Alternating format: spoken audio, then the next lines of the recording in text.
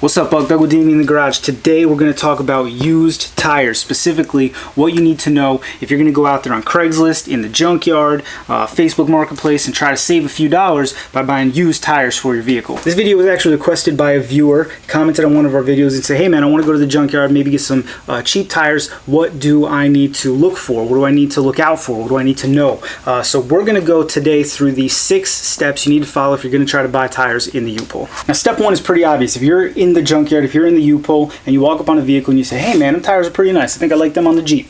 The very first thing, confirm that they hold air. If they're still on the rim, go up to them, put a tire gauge on them, squeeze them something to make sure that they hold air. If they are flat in the junkyard, I just walk away. Even if I can't see a tear, I can't see a hole that looks like maybe somebody removed the valve stem. Personally, I don't think it's worth the risk. I don't think it's worth your time. There are other tires in the sea. Go ahead and move on to them. Now, step 2 is going to be to evaluate the condition of the tread. This is really where you're going to decide if you actually want the tire, if it's worth going through the rest of the steps, or if it's no good. Now, what you're looking for here is tread depth as well as condition of wear. All right, any tire in the junkyard is most likely going to have some level of wear. First thing you're going to need to determine is, are these tires worn beyond what's useful to me? Now, if you don't know, tire tread is measured in 30/2 of an inch. Most tires come around 10/32 of an inch tread depth. A lot of off-road tires may go up as high as 15. In most states here in the United States, the legal limit for tread depth is 2/32 of an inch. Once you're below 2/32, the tires are legally bald and it's no longer legal to be driving on them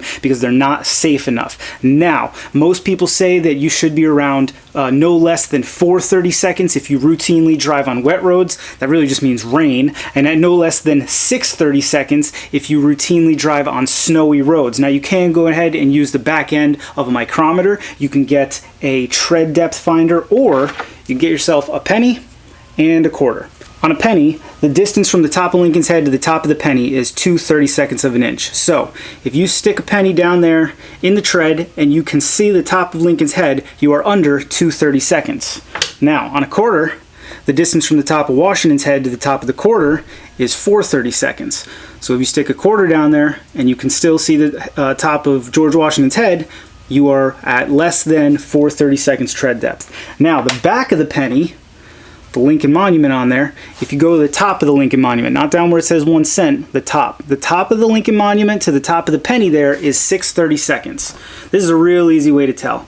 All right, so you can see these tires are sitting at just above 6/32. So as far as tread wear goes, these tires are in pretty decent shape. Now, tread wear is a major indicator in the junkyard.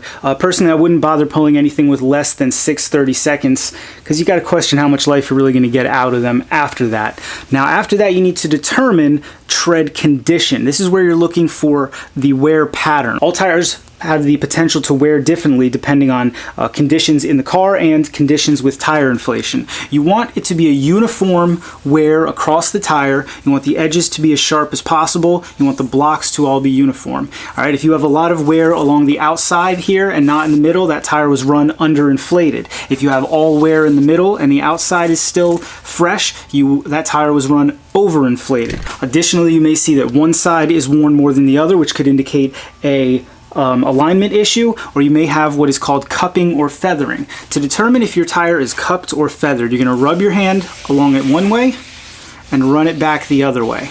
Now on this tire, when I run it this way, there's no resistance. When I go back this way, I'm catching a little bit. What that is right here. The edges on these blocks are worn unevenly. They're worn on an angle down so that this edge sticks up more. That could be from a bad shock absorber, or it could be from an incorrect toe alignment on the front of a vehicle. Now, an issue like this could be loud on the highway, as these high spots are going to make a lot of noise. It could lead to vibration, and it could lead to premature wear of other parts of the tire. In general, this is not too bad. Sometimes you'll see the entire block is feathered or cupped, where this edge will be higher than this edge, and each one is almost like teeth like that. Those tires will be loud, they could very well be bumpy, and they could be difficult to balance.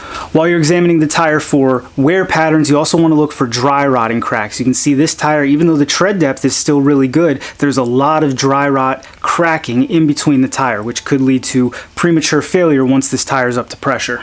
Once you've determined that the tread works for you, you need to move to the sidewall. Step 3 is examining the sidewall of the tire. Now, the tread of a tire is much thicker than the sidewall. It usually has more plies and it's reinforced with steel mesh or banding. The sidewall does not have that. All the extra suspension you get from a tire comes from flex in the sidewall. For this reason, sidewalls cannot be repaired. They cannot be patched. If they are cracked, that tire is a total write-off. So you want to look all around the tire for signs of cracking, signs of dry rotting, signs of punctures, even nicks taken out from hitting a curb make that tire no longer a candidate. A lot of times you'll see dry rotting in here along where the rim covers. So you want to really try to get a flashlight or something in there so that you can examine it. Damage to the sidewall of a tire will lead to a blowout, shredded tire, very dangerous situation out there on the road. Step 4 is going to be to determine the date that your tire was manufactured. All tires are stamped with a 4-digit date code. It represents the week of the year that it was manufactured. If this one, for instance, is 0300, which means this tire was manufactured the 3rd week of 2000. Very old tire. It explains all the dry rotting, even though the tread is not so bad. Now, step 5 is to confirm that this tire is going to work on your vehicle. First thing you need to look at is the size. For some god-awful reason, this is the size that we use for tires. 225/70R15 is the size of this tire. That means that the tread is 225 millimeters, the sidewall is 75% of the tread number, and the radius for the rim is 15 inches. This is the most ridiculous thing in the world to me. I don't understand why we don't just say it's a 28 by 8 by 15, use it all in inches, but we decided to mix metric and standard like a bunch of dumb apes, and so we're left with this incredibly confusing number size. But you want to make sure that the tire is going to fit on your vehicle. Additionally, around the radius of the sidewall is going to be other information like max PSI, load rating. You want to ensure that all of that matches what your vehicle requires. You don't want to go ahead and put a passenger car tire on your SUV and overload it. All right, and even if you follow all 5 of these steps, it is still possible to get a dud tire. There are things that you just can't detect this way, broken bands, for instance. So there is one more thing that I like to do, one more step that I add. Step 6 is to look at the overall condition of the vehicle that you're pulling them off of. Does it look like the kind of a vehicle where the owner took care of the vehicle, where they would have taken care of the tires? What kind of damage is on the vehicle? Does it look like the car was in a multiple rollover accident? If so, even if the tires look all right, I don't think I want to trust them. Or does it look like the motor blew and otherwise this vehicle was well maintained, and clearly the motor blew right after he got new tires, and so that's how it ended up in the junkyard. Use that context to be your final judgment indicator to determine, am I going to pay for these tires, take them home, put them on my vehicle and trust my life to them, or am I going to leave this alone and not touch this at all? I have had very good luck with this method. You guys saw on the channel I pulled new tires for the XJ I had before this WJ. I think the very first U-Pull episode was actually me pulling tires for my 2002 WJ that I no longer have. So we've had very good success with it. You can get some really good deals, man. Listen, somebody puts brand new tires on, and on the way home from there, they get rear-ended and the airbags deploy and the car's totaled. There's nothing wrong with those tires. Why shouldn't I buy them for 20 bucks a piece and get some life out of them? There will be people I know that are going to object and say they'd never buy used tires. That's fine. This video is obviously not for you, but I know there's some monkeys with toolboxes out there that are going to agree with me, and these steps will hopefully keep you safe and help you not waste your money, help you get some real good tires. I'm definitely a fan of used tires as long as it is done correctly. So if you have any questions, by all means, leave me a comment down in the squawk boxes. If you have not had a chance to check out Uncle Jerry's new home on Etsy and Patreon, I urge you to go over there, check out what we're doing on Patreon. There's some exclusive content there and some real fun merchandise on Etsy. Uncle Jerry's getting around. He's up there in Canada. He's chilling out on an aircraft mechanics toolbox now, a bunch of other toolboxes, a bunch of good Jeeps and trucks, so we're real excited about that. All right, as always, thanks for watching. See you next time.